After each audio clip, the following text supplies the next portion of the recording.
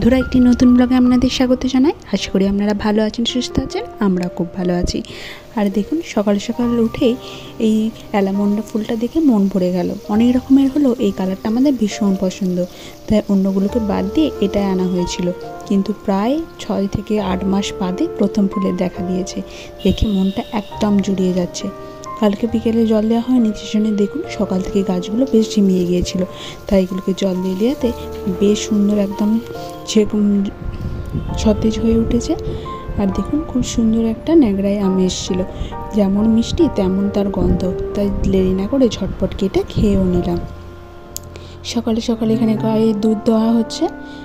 এইভাবে সকালে সকাল দুধ দিলে বাছুরটাও বেশ অনেকক্ষণ টাইম খোলা থাকতে পারে আর খেতেও পারে।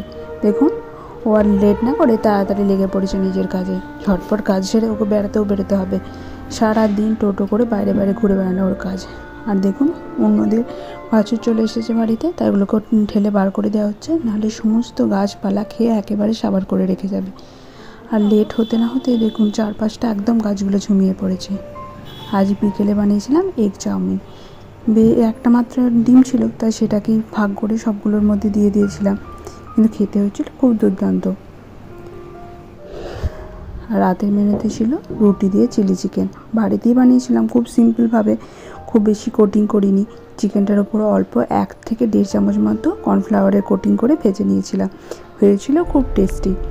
আর দেখুন 2 দিন হয়ে গেছে ভিডিওটা আর কন্টিনিউ করা হয়নি। তখন গিয়েছিলাম বর্ধমান, গিয়ে এখানে পৌঁছাতেই একদম ঝমঝম করে বৃষ্টি নেমে গেল। তার কি আওয়াজ শুনতেই পাচ্ছেন। যাই হোক, কিছুক্ষণ ওয়েট করার পর বৃষ্টিটা একটু থামলে আমরা বেরিয়ে পড়েছি। এখানে চলে এসেছি সিটুতে। এখানে অর্ডার দেওয়া হয়েছিল kadai chicken, simple veg fried rice আর মিক্সড ফ্রায়েড রাইস।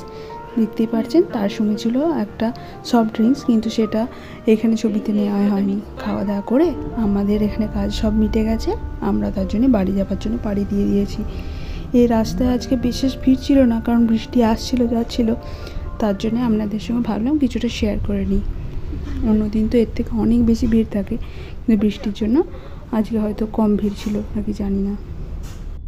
এইদিকে এত বৃষ্টি হলো, আমাদের দিকে কিন্তু এখনও পর্যন্ত সেরকম বৃষ্টি হচ্ছে না।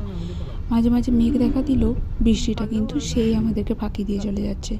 বেশিরভাগ দোকানই সেদিন দেখুন বন্ধ হয়েছিল, নাহলে ইচ্ছা ছিল স্মৃতি বা ম্যাডামে একবার ঢুকে একটু ঢু মেরে দেওয়ার। পুজো তো আবার চলেই এলো। আর দেখুন আজকেও আকাশ একদম মেঘলা করে এসেছে, চারপাশটা কি সুন্দর দেখাচ্ছে। আর এক পশলা বৃষ্টিও হলো, কিন্তু সেরকম কিছু কাজ করতে পারেনি। তবুও একটু আবহাওয়াটা ঠান্ডা হলো, সেই জন্য এখানে ভেজে নিয়েছি পাঁপড়।